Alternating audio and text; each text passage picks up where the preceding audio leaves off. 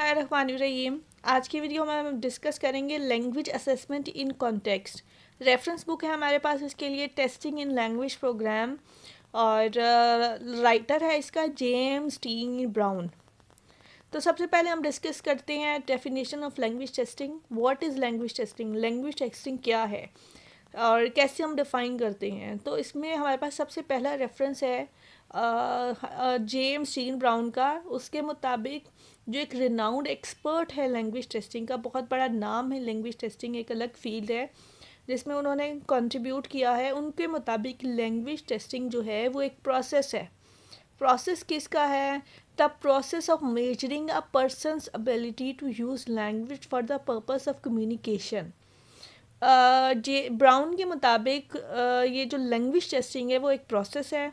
Process में process किसका है? मेजर करने का, असेस करने का, इवेलुएट करने का किसी भी पर्सन की एबिलिटी कि वो लैंग्वेज को किस तरह से यूज़ करता है कम्युनिकेशन के पर्पस से। और टिपिकली फॉर एजुकेशनल, और एजुकेशनल पर्पस से किस तरह से, एजुकेशनल पर्पस इस तरह से हो जाएगा कि अगर किसी ने एडमिशन लेना है किसी भी यूनिवर्सिटी में, तो उसके लिए उस टेस्ट में जो है उसकी एबिलिटी जो है वो असेस की जाती है। या फिर उसने किसी एम्प्लॉयमेंट का टेस्ट देना है, किसी जॉब का टेस्ट देना है, इमिग्रेशन प्रोसेसेस, या फिर उसने एक जगह से दूसरी जगह मूव करना है, वो टेस्ट देना है, तो उसमें उसकी एबिलिटी जो है वो मेजर की जाती है। तो ये एक प्रोसेस है, measuring person's ability to use for the purpose of communication, typically for educational, employment और immigration purposes। अच्छा, एक और हम जो है लैंग्वेज टेस्टिंग की डेफिनेशन दूसरे रेफरेंस के साथ चार्ल्स एल्डरसन के मुताबिक, वो भी एक प्रोमिनेंट फिगर है लैंग्वेज टेस्टिंग में, बहुत बड़ा नाम है इसका भी, चार्ल्स एल्डरसन का। उसके मुताबिक लैंग्वेज टेस्टिंग जो है वो एक मेजरिंग प्रोसीजर है। एल्डरसन कहता है कि ये भी एक मरहला है, ठीक है, एवेलुएट करने का।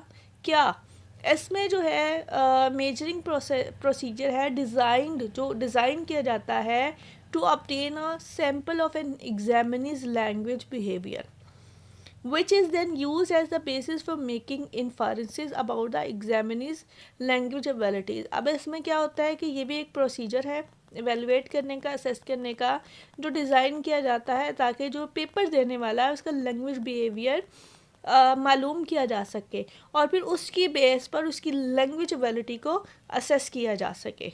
ये एल्डरसन के मुताबिक भी लैंग्वेज टेस्टिंग जो है वो एक मेजरिंग प्रोसीजर है। अच्छा, अब हमारे पास दो टाइप्स आ जाती हैं लैंग्वेज टेस्टिंग की। पहली हमारे पास टाइप है नॉर्म रेफरेंस टेस्ट, यानी कि पहला लैंग्वेज टेस्टिंग की दो तरह के लैंग्वेज टेस्ट होती हैं जिसमें इवेलुएट की जाती है पर्सन की एबिलिटी। पहला आ गया नॉर्म रेफरेंस टेस्ट, और दूसरा हमारे पास आता है क्राइटेरियन रेफरेंस टेस्ट। तो पहले हम नॉर्म रेफरेंस टेस्ट को देख लेते हैं कि नॉर्म रेफरेंस टेस्ट क्या है। नॉर्म रेफरेंस टेस्ट जो है वो डिज़ाइन किया जाता है to measure global language abilities, यानी कि जो जनरल लैंग्वेज एबिलिटीज़ को असेस करने के लिए जो एक जनरल टेस्ट होता है जिसमें आप जनरल और बेसिक चीज़ें होंगी। जैसे आपने आइल्स का टेस्ट दिया है, आपने किसी भी लैंग्वेज रिलेटेड जो है वो टेस्ट दिया है, तो उसमें सारी उसकी जो जनरल चीज़ें होंगी, स्पेसिफिक नहीं होगी, उसमें कोई आपको नहीं पता होगा कि सिलेबस कहाँ से है, कितना आपने लर्न करना है, अनलिमिटेड होता है। अच्छा, उसमें मिसाल के तौर पे ओवरऑल इंग्लिश लैंग्वेज प्रोफिशेंसी, यानी कि आप ओवरऑल जो है वो एक टेस्ट दे रहे हो, आइल्स का टेस्ट, फॉर एग्जांपल आप आइल्स का टेस्ट दे रहे हो, तो उसमें इंग्लिश की 4 स्किल्स है, reading, writing, listening and speaking. उन चारों स्किल से रिलेटेड आपका जो है वो टेस्ट में शामिल होगा। एकेडमिक लिसनिंग एबिलिटी, जिसमें जो है आपकी जनरल जो है वो लिसनिंग एबिलिटी, मतलब यहाँ पे एकेडमिक लिसनिंग एबिलिटी से मुराद कि आप क्लास में आपने जितना पढ़ा है वो असेस करने के लिए कि आप कितना ऑब्ज़र्व किया है टीचर्स ने जो आपको पढ़ाया, वो आप जाहिर सी बात है सुनते हैं, लिसन करते हैं, वो कितना आपने सुना और फिर उस बेसिस पर आपको का एकेडमिक जो है टेस्टिंग होती है। कॉम्प्रिहेंसिव टेस्ट से हम कहेंगे रीडिंग कॉम्प्रिहेंशन, ठीक है। और अब अगर हम देखें कि एनआरटी में नॉर्म रेफरेंस टेस्ट में स्कोर कैसे इंटरप्रेट किया जाता है।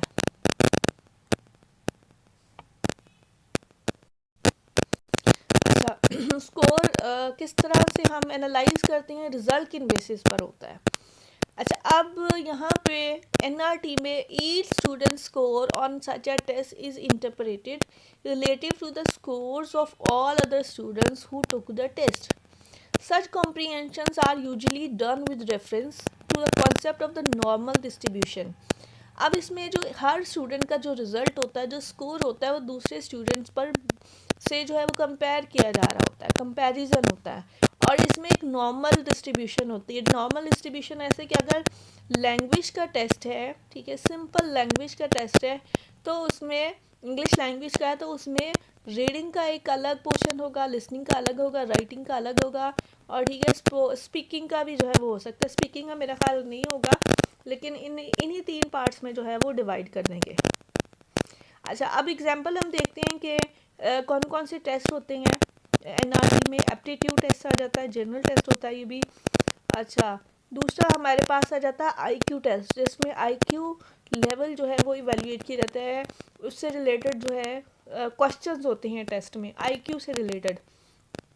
एंट्री टेस्ट आ जाता है, एंट्री टेस्ट भी आप ये देखें, एंट्री टेस्ट कोई भी हो सकता है, चाहे वो मेडिकल में एडमिशन्स के लिए है, या फिर फॉरेन किसी यूनिवर्सिटी में एडमिशन लेना है, या कहीं भी आपने एडमिशन लेना है किसी भी यूनिवर्सिटी में, तो आपको उस प्रोग्राम से रिलेटेड, उस डिग्री से रिलेटेड ओवरऑल आपने जो है वो पढ़ना होता है। और फिर एक मेरिट लिस्ट लगती है, एक मेरिट बनाया जाता है हर सीट के अकॉर्डिंग, और फिर जो है वो रिज़ल्ट उस मेरिट के बेसिस पर कि अगर आपके 80% मार्क्स है और मेरिट 80% है, तो आप उस, अगर आप 80% की कैटेगरी में आते हैं तो आपका एडमिशन होगा, जनरल टेस्ट होगा। कॉम्पिटिटिव एग्ज़ाम में भी सेम यही सिचुएशन कि एक जनरल टेस्ट होता है, और स्टूडेंट्स का स्कोर जो है वो कंपेयर किया जाता है कि कितने स्टूडेंट्स हैं जो 80% हैं, कितने 70 हैं, तो सिर्फ 80 वाले ही जो है वो चूज़ किए जाते हैं, क्योंकि उन कंपैरेटिवली उनका स्कोर 70 वालों से ज़्यादा होता है। अच्छा पर्पस क्या है एनआरटी का, मकसद क्या है, क्यों जो है ये टेस्ट जो है वो कंडक्ट किया जाता है, और इसमें एनआरटी का एक्चुअली पर्पस क्या होता है। तो एनआरटी का पर्पस एक्चुअली इसमें, ठीक है, 2 तरह के वो टेस्ट जो है, 2 तरह के लोग जो है वो क्या कहते हैं अटेम्प्ट कर रहे होते हैं, लो एबिलिटीज़ वाले भी, हाई एबिलिटीज़ वाले भी। अब एनआरटी में, ठीक है, कुछ 50% जो है वो टेस्ट इस तरह का होता है कि वो लो एबिलिटीज़ जो कि इतने अच्छे नहीं हैं, इतने एफिशिएंट नहीं है, ठीक है, और वो भी सॉल्व कर ले। लेकिन कुछ टेस्ट का पार्ट जो है वो बहुत ज़्यादा डिफ़िकल्ट होता है, ताकि जो हाई एबिलिटी वाले लोग हैं और वो जो है लो और हाई वालों का अच्छा खासा डिफरेंस आए। और ठीक है नॉर्मल डिस्ट्रीब्यूशन होती है, 50% ईजी 50% डिफ़िकल्ट, ताकि जो है वो जो रिक्वायर्ड रिज़ल्ट है वो हासिल किया जा सके। अच्छा मज़ीद हम जो है वो कहेंगे कि स्टूडेंट्स का इसमें जो है वो जनरल फॉर्मेट होता है, क्वेश्चन उन्हें जो है वो देखते हैं जनरल फॉर्मेट क्वेश्चंस का, जैसे कि multiple choice, true false, dictation और ऐसे। और इसमें जो है वो स्पेसिफिक कंटेंट नहीं होता, स्पेसिफिक स्किल्स जो है वो टेस्ट नहीं की जाती, जनरल होती हैं। जनरल हर, जैसे इंग्लिश में अगर हम राइटिंग की बात करें या हम ग्रामर की बात करें, तो ग्रामर में जनरल हमारे पास पार्ट ऑफ स्पीच आ जाएंगे, टेंसेस आ जाएंगे, और एक्टिव पैसिव आ जाएंगे, डायरेक्ट इनडायरेक्ट आ जाएंगे, दैट्स ऑल। अच्छा दूसरी हमारे पास टाइप है criterion reference test. Criterion reference test जो है वो इस ऐसा टेस्ट होता है जो कि वेल डिफाइंड होता है, और उसमें स्पेसिफिक ऑब्जेक्टिव्स होती हैं, वो जनरल नहीं होता, स्पेसिफिक होता है। और ये objectives often these objectives are specific to a particular course, program, school, district और स्टेट। इसके सिंपल एग्जांपल ले लें कि आप जो है बीएस के स्टूडेंट हैं, बीएस में आप किसी की आप कंप्यूटर होगी, किसी की इंग्लिश होगी, किसी की उर्दू होगी, एक स्पेसिफिक आपका ऑब्जेक्टिव है कि आपने ये डिग्री है, फिर उस डिग्री में भी आप हर सेमेस्टर में डिफरेंट कोर्सेज होंगे आपके, कि इस कोर्स के ऑब्जेक्टिव डिफरेंट होंगे, उस कोर्स के ऑब्जेक्टिव डिफरेंट होंगे। अच्छा, सिंपल वर्ड्स में हम जो CRT को डिफ़ाइन कर सकते हैं कि CRT जो है वो डिज़ाइन किया जाता है to measure students academic performance against some standard criteria, कि क्राइटेरिया सेट होता है और स्टूडेंट की एकेडमिक परफॉर्मेंस जो है वो असेस की जाती है। उसमें आपके जो लोग यूनिवर्सिटी में उनके मिड और फाइनल के एग्ज़ाम्स उनको असेस करने के लिए कि उनको जो पढ़ाया गया है, जो स्पेसिफिकली पढ़ाया गया है, वो उन्होंने कितना लर्न किया, कितनी परसेंटेज जो है वो उनकी बनती है। दूसरा जो है स्टूडेंट वो लोग जो एनुअल एग्ज़ाम्स दे रहे हैं, उनका एनुअल एग्ज़ाम से जो है, ठीक है, एकेडमिक परफॉर्मेंस जो है वो असेस की जाती है। तो CRT जो है वो स्पेसिफिक होता है और NRT जो है वो जनरल होता है। इसमें एग्जांपल्स हम देखते हैं, ड्राइविंग टेस्ट आ गया हमारे पास, स्पेसिफिक होगा, अलग ऑब्जेक्टिव होंगे इसके। ड्राइविंग टेस्ट आप क्यों दे रहे हो? ताकि आप जो है गाड़ी चला सकें, ड्राइव कर सकें, उसके अलग से रूल्स होंगे। एनुअल एग्जाम्स हैं, क्लास टेस्ट है, सबके ऑब्जेक्टिव जो है वो स्पेसिफिक होते हैं।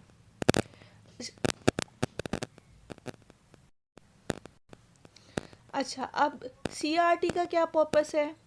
इसमें जो है CRT का पर्पस है कि इसमें मेजर किया जाता है कि स्टूडेंट ने कितना लर्न किया है, जो ऑब्जेक्टिव से, जो रिक्वायर्ड ऑब्जेक्टिव्स थे वो उसने कितने पूरे किए हैं। In most cases, the students would know in advance what types of questions to ask and content to expect for each objective, because the question content would be implied in the objectives of the course. CRT में student को पता होता है, journal नहीं होता है। NRT में, norm reference text में, स्टूडेंट को नहीं पता होता कहाँ से टेस्ट आएगा, क्या सिलेबस है। लेकिन CRT में स्टूडेंट को पता है किस तरह के क्वेश्चन होंगे, किस तरह का कंटेंट हो सकता है, ठीक है, ऑब्जेक्टिव से रिलेटेड ही कंटेंट जो है वो हो सकता है, और ठीक है उसी से